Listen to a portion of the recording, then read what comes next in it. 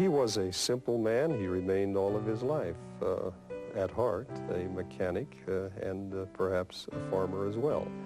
And that was one of the foundation stones of his great appeal to the masses, to the common people.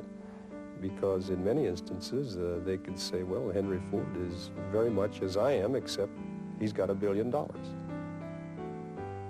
That period in the 19th century, it was a time of transition.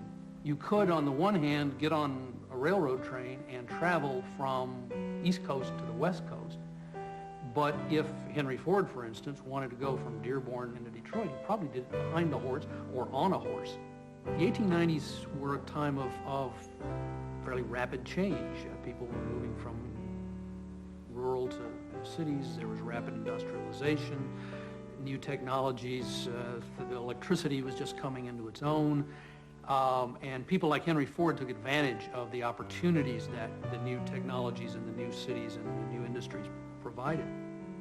He never claimed to have invented anything. He said that if he had started his work 10 years, even 5 years earlier, he never would have succeeded because all the pieces were in place, and he was very grateful for that and for having been just right there, just at that time.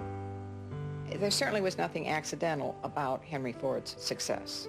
He had this vision of a universal car. He had tremendous tenacity, you could even say stubbornness, and that is how he accomplished what he did in literally changing society. We rented a house on Bagley Avenue, Detroit. The workshop came along and I set it up in a brick shed at the back of the house. It was a very great thing to have my wife more confident than I was. Clara has always been that way. Oh, tidings of comfort. Clara! Open the door, Clara! The neighbors, for heaven's sakes. What on earth? Clara, it's finished. Clear off the sink, Clara. Let me move that.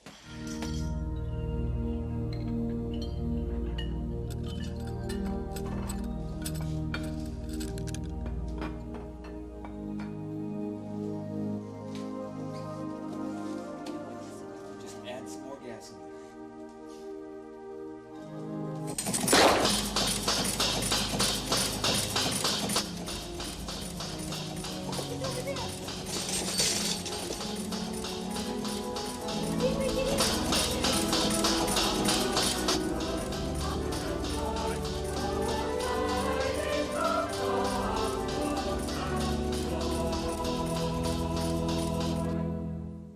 We are in the midst of a change.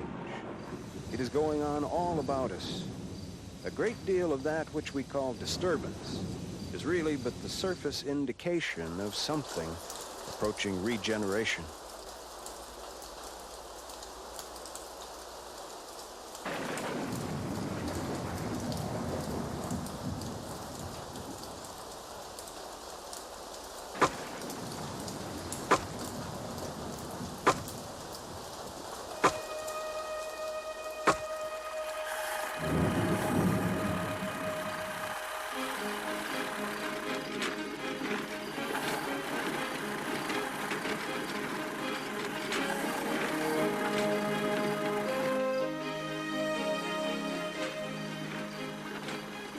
Take just one idea, a little idea in itself, an idea that anyone might have had, but which fell to me to develop, that of making a small, strong, simple automobile.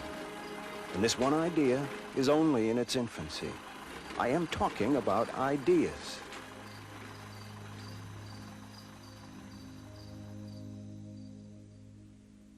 I think it's safe to say that Ford Motor Company most surely is one of the most historic companies in the world. To this day, it remains one of the best-known brand names around the world as well, and rightly so.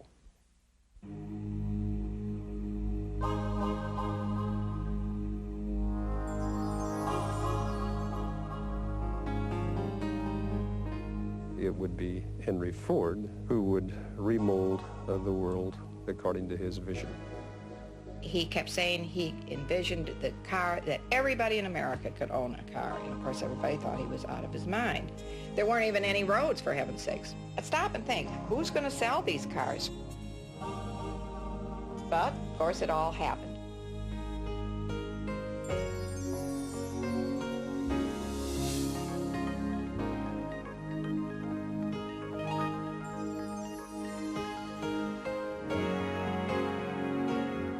He would ship parts mainly from the big Highland Park plant to these assembly plants using what he called inventory float, which today is called just-in-time production or supply. It's not an exaggeration to say that the 20th century that we're all familiar with was very much invented at Highland Park. The idea behind the ruse was you bring raw materials in one end and you ship finished products out the other.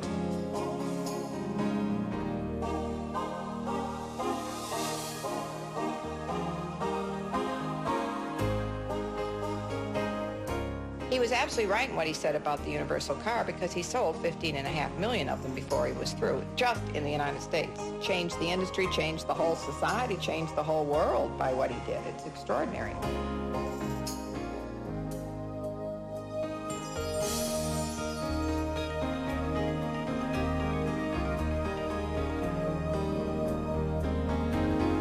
The United States, even when it is running in low, is a pretty big business proposition. But I believe the country is getting ready to make a very decided step forward next year, and we are doing all that we can to help it along. Henry Ford was a congenital optimist. He was a can-do man. He felt that anything could be improved and that anything was possible until very definitely proved otherwise.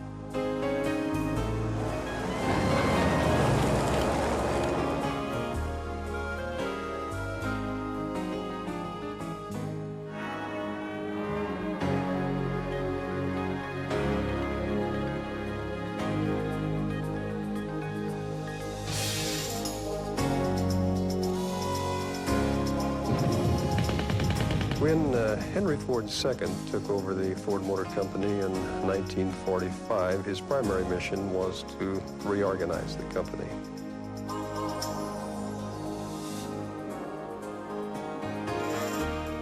Henry Ford made the automobile the main prop of the American economy. And all kinds of far-reaching things happened as a result of that. He brought about urbanization, suburbs, housing developments, the finest highway system in the world. He changed capitalism utterly.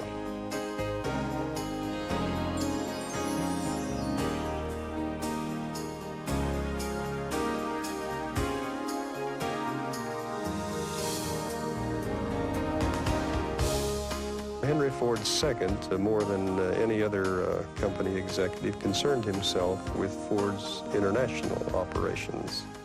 And it's to his great credit that at a time when others were looking inwardly, he was looking overseas.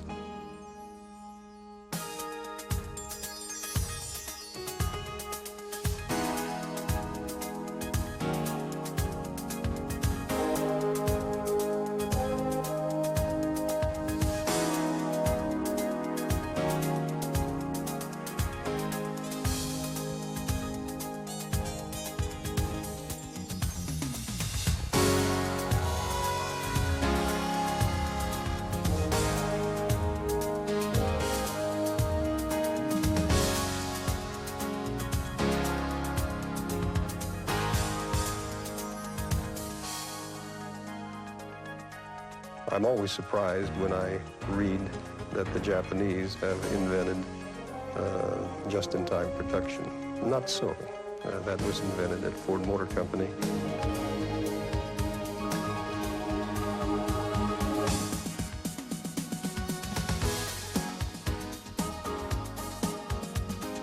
Absolutely, it's an extraordinary company. There is no company in America that has anything like this history, anything like it.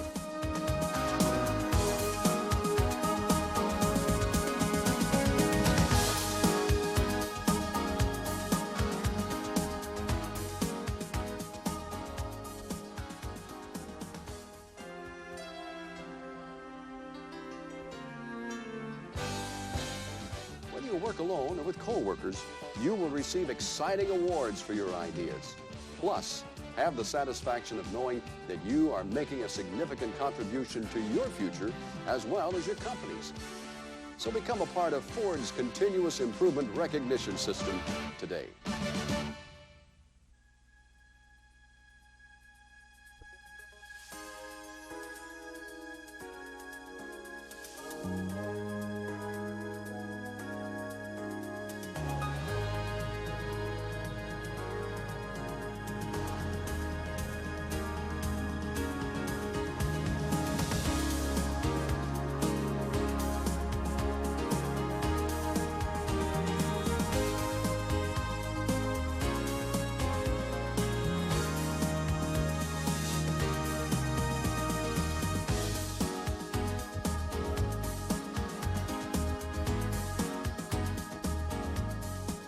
No manufacturer can say, I built this business, if he has required the help of thousands of men in building it.